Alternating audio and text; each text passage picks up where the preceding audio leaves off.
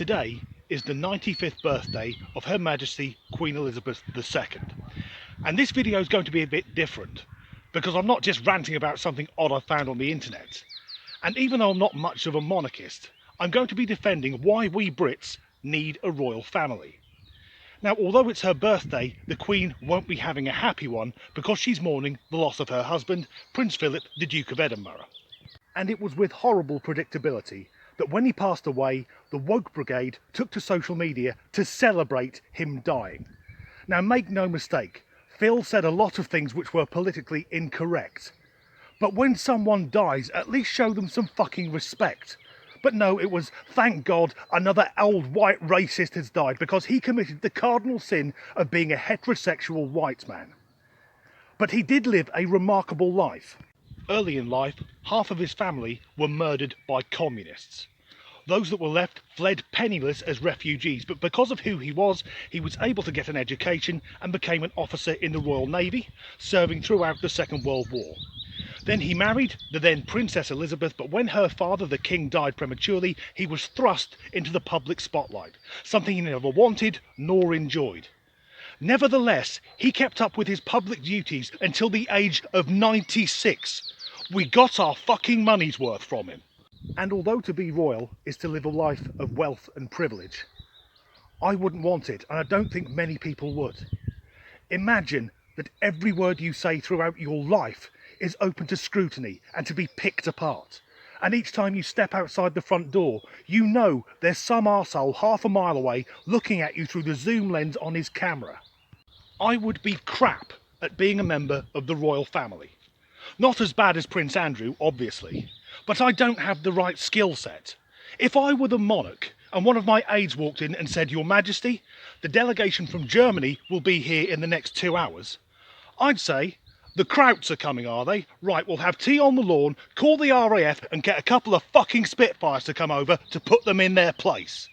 A common argument against the royal family is that they cost the British taxpayer millions of pounds, and that's fair enough. But they bring a hell of a lot more money into the country.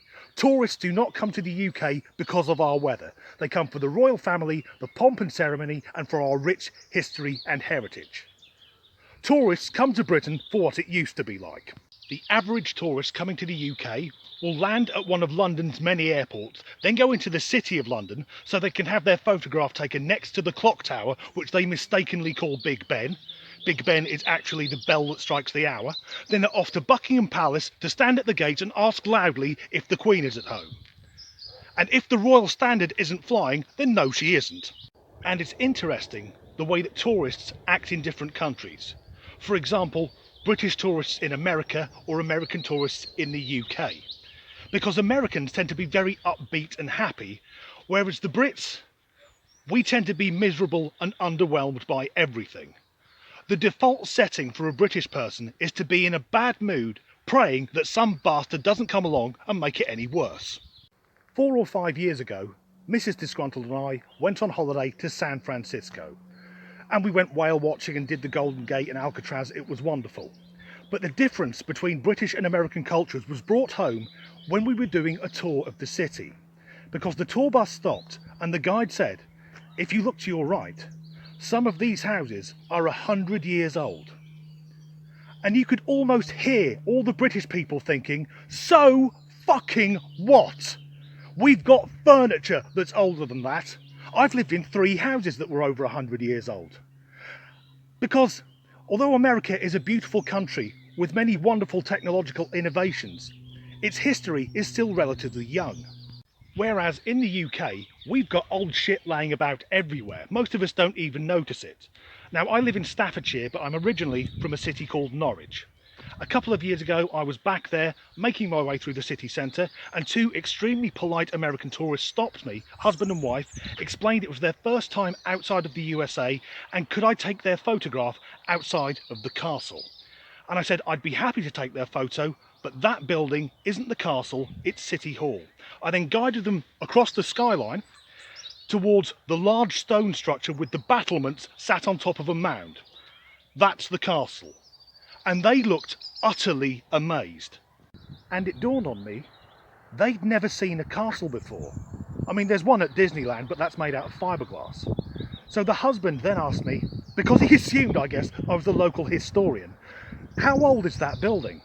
And I said, I'm not sure exactly, but it's Norman, so it's going to be somewhere between 900 and 950 years old. He was fucking dumbfounded. He stood there just shouting, 900 years old! And then his wife asked, how often does the Queen stay there? And I thought, are you fucking wet in the head? But then again, it occurred to me, they've never been outside the USA. It's a castle. Royals live in castles. So I explained, Her Majesty doesn't live there. Her nearest home is Sandringham. You can be there in about an hour and you can go and have a look around. And she was dumbfounded because she now knew she could go and have a walk around one of the Queen's houses. I then explained, Norwich Castle is now a museum, so you can go there, you can take a tour, go through the dungeons and go up on the battlements. And these two people, who I guess were in their mid-50s, look like two kids where every Christmas has come at once. So that's why we need a royal family. So people will continue to come to this green and pleasant land and have experiences like that. And then we, as British people, can do what we do best when it comes to tourists.